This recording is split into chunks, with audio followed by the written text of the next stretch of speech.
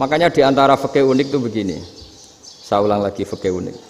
Saya menyaksikan betul ketika ada orang tanya Mbah Mun saya ini Kopassus. Kadang latihan itu sampai waktu zuhur habis. Saya harus bagaimana? Jawabnya Mbah Mun itu unik. Sementing ojo ngosor salat. Engko ya aja niat jamak. Atok kodok katanya. Singkat cerita terus orang ini diskusi sama saya karena ini ya alim pernah mondok. Kenapa qashar tidak boleh? Karena qashar itu ekstrim, merubah bentuk sholat dari 4 menjadi 2. Maka alasannya harus jelas. Harus jelas itu orang yang latihan di Kopassus itu kan dia sudah berasrama di situ. Berarti dia sudah tidak musafir karena asramanya di situ, sudah mukim. Kalau dia qashar itu merubah bentuk sholat dari 4 menjadi 2. Merubah itu ekstrim. Tapi kalau dia qadha itu hanya mengakhirkan sholat dari waktunya. Kira-kira kalau kamu jadi malaikat ekstrim mana? Merubah sama menunda? Ekstrim merubah kan? Karena 4 menjadi 2. Terus ojo jamak takdim tapi jamak takhir. Itu juga penting. Bagi pengkaji fikih itu penting. Kalau jamak takhir itu salah-salah sidik ora pati popo. Kenapa? Kan mirip duhur kodok. Kalau jamak takhir kan, tapi kalau jamak takdim asar kok di waktu duhur. Ekstrim mana? Perubahan takhir sama takdim itu ekstrim mana? Ekstrim takdim karena melakukan sesuatu belum waktunya. Belum waktunya.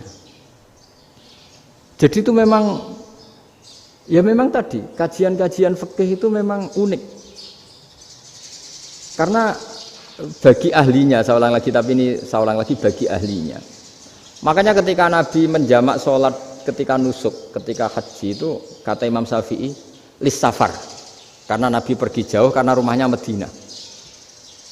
Tapi resikonya fatwa itu adalah orang Mekah nggak boleh jamak karena kawasannya nggak sampai 90 kilo lah kalau sekarang mungkin. Tapi kalau tahu Imam Malik enggak, jalin nusuk sehingga orang Mekah pun yang haji ya boleh jamak karena alasan jamaknya karena nusuk, karena haji bukan karena jarak. Terus diteruskan lagi. Kalau karena pergi boleh jamak, memangnya pergi itu kenapa? Karena repot. Nah itu masalah kan masyakoh. Nah, terus mulai ada orang-orang yang ngawur kan resepsi jamak, ribet. Wes resepsi duit utangan kan capek. Wah itu sudah jamak. Ribet kan. Jadi kalau sudah illatul hukmi itu sudah mesti bikin masalah. Kalau sudah illatul hukmi itu pasti bikin masalah. Nah, pertanyaannya jamak itu masih gampang karena bentuknya sholat masih 4. Yang ekstrim kalau qashar karena bentuk sholat 4 menjadi 2. Maka kata Mbah Mun pesennya nak kue ra mesti benere jika alasan itu tidak mesti benarnya. Pokoknya sementing tidak qashar katanya. Juga tidak jamak takdim karena qashar ini kan merubah bentuk sholat kan ekstrim.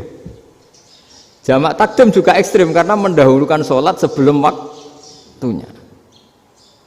Kalau jamak takhir kan biasa, kalaupun salah kan mirip kodok. Ya mirip kodok biasa kan. Nah ini saya cerita, jadi fikih itu bagi ahlinya itu memang punya konsekuensi yang seperti itu. Makanya pertanyaannya misalnya bagaimana hukumnya penyembelihan lewat mesin? Ya ribet kan. Bagaimana nyembelih dari apa ini? Belakang. Saya baca di kitab-kitab nyembelih dari belakang itu ya hukumnya tetap boleh asal apa itu hulkum dan mari itu terpotong. Tapi pertanyaannya, jangan-jangan ayamnya sudah kaget dulu karena uratnya ini. Makanya perlu ditanya ahli medis, setelah uratnya tercabut ini jangan-jangan sudah berstatus mati. Kan potensi ketika dipotong dari sini, potensi sudah berstatus mati. Makanya, nah kalau misalnya menyembelih dengan dibaca, plak gitu langsung mati juga. Itu tetap ada dokhtoh, kalau dalam bahasa fikih dokhtoh. Dia terkaget, begitu, ada dokhtoh karena nggak bisa bernafas terus mati. Berarti kelangsungannya bangkai. Jadi orang yang pengkaji-pengkaji fikih itu ya seperti itu, memang itu yang ditekuni. Tapi kita sebagai orang awam ya tadi, nak sing kecelakaan iku wedhus, ayam jago ngeman, tapi nak pitik cilik ikhlas.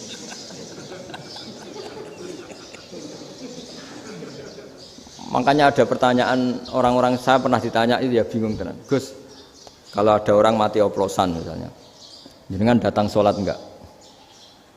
Ya datang sholat kan, dia orang mukmin, saya tetap sholat. Kenapa? Ya kan matinya oplosan. Tapi andaikan tokoh yang mati, kamu sholat enggak? Ya sholat kan dia tokoh. Jadi ribet. Fikih itu ribet. Makanya Imam Nawawi nanti ngendikan gini. Ada orang ngundang Nabi, ya Rasulullah, saya mohon nyolati ini. Nabi tanya, punya utang enggak? Punya. Nabi, saya enggak mau nyolati mayit yang punya utang. Terus ada sahabat datang, ya Rasulullah, utang itu tak ambil alih kami. Berarti dia sudah tidak punya utang. Terus Nabi kerso nyolati. Pertanyaannya, utang itu hal yang boleh. Saya ulangi, utang itu hal yang boleh. Tapi kenapa Nabi se-ekstrim itu? Tapi ketika Nabi mau kondur itu ngendikan gini, ini PR ya bagi UMM, ini PR ya. Nabi sebelum kondur bilang gini, sallu ala sahibikum. Jong, saya tidak nyolati ini, tapi tolong ini disolati.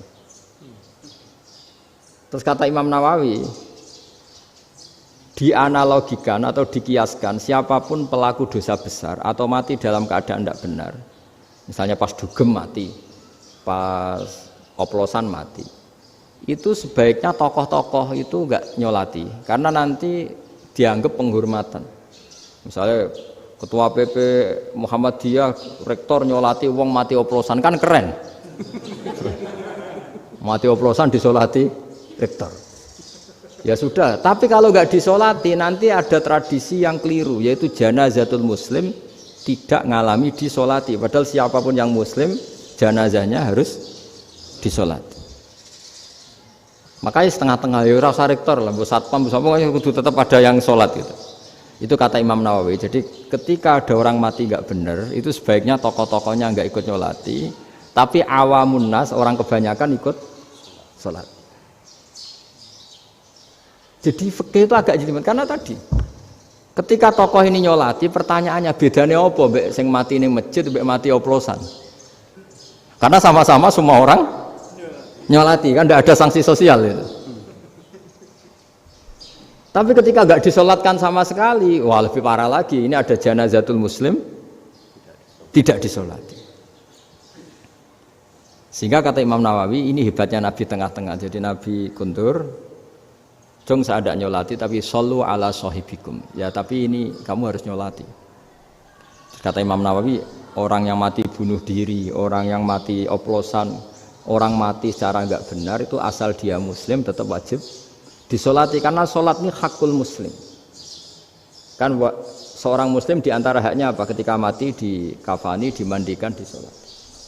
Tapi ini masalahnya matinya pas murtakibul kabiroh, pas melakukan dosa besar. Dan itu sebab kematiannya. Kalau dia oplosan, kan sebab matinya ya karena oplosan.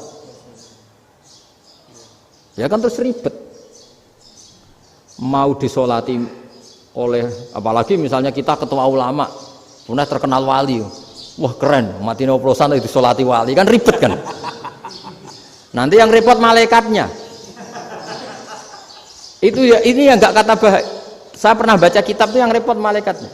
Itu ada yang bilang gini, orang yang punya hutang itu pasti nanti hisabnya berat, diaudit malaikat sampai bisa nyaur hutangnya. Sementara malaikat kena konstitusi, kalau Nabi mendoakan harus mustajab. Ini kan ada dua hukum yang berlawanan. Sekali Nabi berdoa, wa maghfir lahu warhamhu, itu harus dituruti malaikat. Nggak boleh doanya Nabi nggak dituruti malaikat. Sementara aturan Islam juga harus dituruti, bahwa orang yang punya utang harus tersandra oleh hutangnya. Tapi nak sing dunia Pak Haris kan, nggak TNO. Nggak ngefek gitu. Jadi misalnya Pak Haris dungo sampai nangis wa maghfir lahu kan, nggak ngefek. Malaikat nggak itu, nggak sudah lah Ustaz. Tapi kalau Nabi yang berdoa kan harus diturutin, ini masalahnya kan itu. Nah kalau diturutin berarti hutangnya harus bebas, padahal secara aturan harus tersandra karena punya hutang. Nah, nanti sama kalau yang mati oplosan ini yang doain wali, kok wali sampai Allah maghfir lahu, Doanya wali kan harus terkabul. Sementara secara hukum dia harus kena sanksi karena oplosan tadi.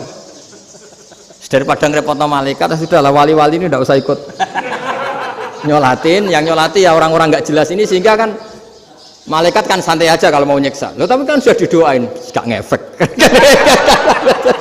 Karena doanya orang-orang gak penting.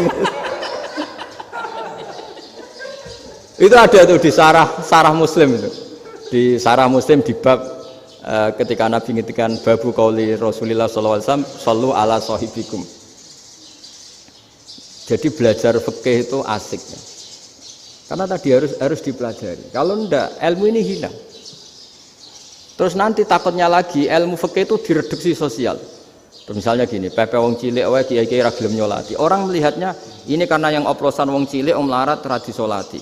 Jajal bupati ya disolati, mergo amplope gede-gede kan terus ruwet kalau dianalisis gitu kan ruwet. Makanya kenapa saya harus ngomong fikih supaya semuanya itu enggak didudukkan urusan sosial itu. Nah, kalau semuanya didudukkan sosial kan sentimennya sentimen sosial. Ribet. Padahal yang sering mati oplosan itu kan wong-wong cilik gitu loh, karena tadi kalau wong sugih kan pakai whisky yang mahal yang insya Allah tidak mati kan gitu. Yang mati kan yo mergo Bertos macam-macam itu kan.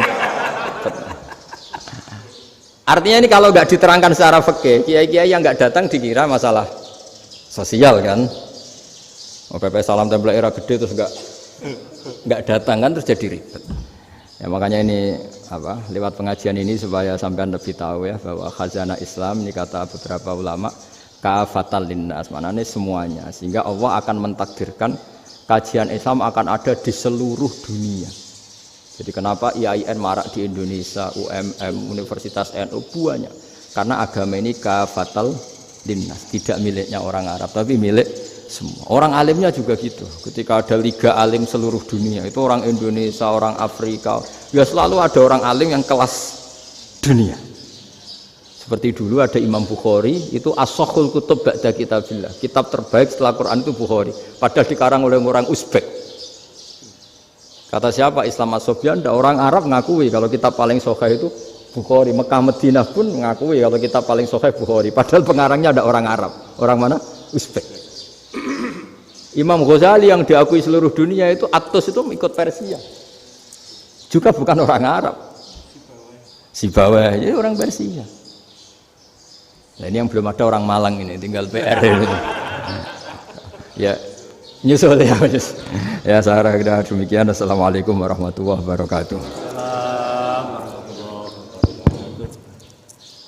Baik Bapak Ibu para pemirsa yang dirahmati oleh Allah, kita sudah mendengarkan tausiah yang sangat mendalam dari Gus Baha, yang intinya saya rasa sudah dipahami semua bahwa pentingnya bagi kita untuk terus banyak mengkaji, belajar, tidak hanya memahami satu sisi dari ajaran agama kita, satu versi dari ajaran agama kita, akan tapi karena agama ini diturunkan untuk kafatal linnas, untuk semua manusia, maka terjadinya perbedaan di dalam ijtihad para ulama itu pada dasarnya menjadi rahmat bagi alam semesta dan bagi umat Islam.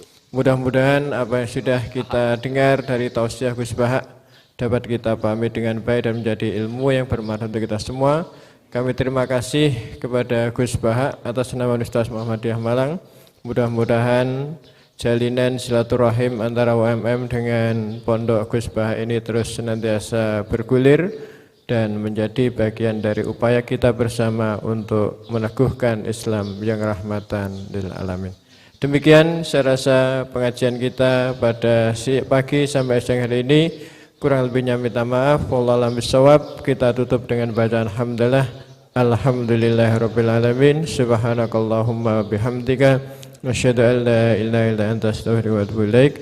Wa sallallahu ala Muhammadin wa ala alihi wa sahbihi ajma'in walhamdulillahirabbil alamin. Wassalamualaikum warahmatullahi wabarakatuh.